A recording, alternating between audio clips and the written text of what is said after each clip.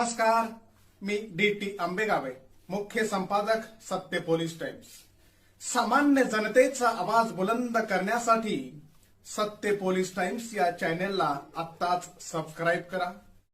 महाराष्ट्र राज्य जिल्हा परिषद आणि पंचायत समिती निवडणुकीची रणधुमाळी सुरू झाली असून रायगड जिल्ह्यातील तळा तालुक्यात जिल्हा परिषद गण आणि पंचायत समिती गणांची निवडणूक प्रक्रिया अधिकृतरित्या सुरू झाली आहे। निवडणूक प्रक्रिया पारदर्शक, निर्भय आणि निपक्षपणे पार पडावी यासाठी प्रशासनाने कडक उपाययोजना केल्या असून जागोजागी स्थिर पर्यवेक्षण पथके तयार करण्यात आली आहेत। रायगड जिल्ह्यातील पहिले स्थिर पर्यवेक्षण पथक तळा तालुक्यातील बोरघर हवेली येथे तैनात करण्यात आले असून हे पथक तळा पोलीस उपनिरीक्षक सतीश गवई यांच्या अधिपत्याखाली आपलं कर्तव्य पार पाडत आहे। या पथकाची प्रमुख जबाबदारी प्रवीण बोले यांच्याकडे आहे। या स्थिर पर्यवेक्षण पथकाच्या माध्यमातून निवडणूक काळात होणाऱ्या रोख रक्कम, मौल्यवान वस्तू, दारू, अंमली पदार्थ, भेटवस्तू तसेच कोणत्याही प्रकारच्या बेकायदेशीर प्रचार साहित्याची तपासणी केली जात आहे।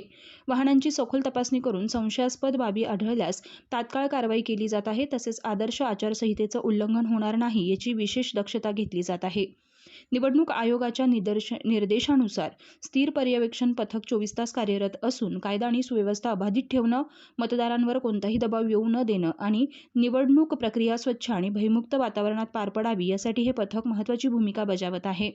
प्रशासनाच्या या कडक उपाययोजनांमुळे तळा तालुक्यातील निवडणूक प्रक्रिया अधिक पारदर्शक होण्यास मदत होणार असून नागरिकांनीही निवडणूक नियमांचं पालन करून प्रशासनास सहकार्य करावं असं पोलीस प्रशासनाकडून आवाहन करण्यात आलंय। सामान्य जनतेचा बुलंद आवाज, सत्य पोलीस टाइम्स।